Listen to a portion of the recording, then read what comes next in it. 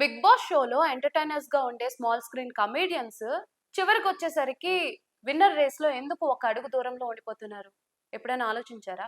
ఈ సీజనే కాదు, దీనికన్నా ముందు సీజన్‌లో కూడా ఇదే రిపీట్ అయింది. సీజన్ 5లో ముక్కు అవినాష్ ఒక మంచి ఎంటర్‌టైనర్‌గా పేరు తెచ్చుకున్నారు.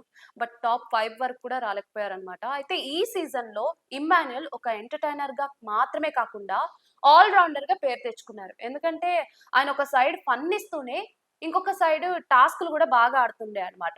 అయితే ఆ టైంలో అందరూ తనూజ అండ్ ఇమ్మాన్యుయల్ వీళ్ళిద్దరి మధ్య ఒకరు విన్నర్ అవ్వబోతున్నారు అనుకున్నారు. బట్ సడెన్‌గా వచ్చేసరికి పవన్ కళ్యాణ్ పడాల టాప్‌లోకెళ్ళిపోయారన్నమాట.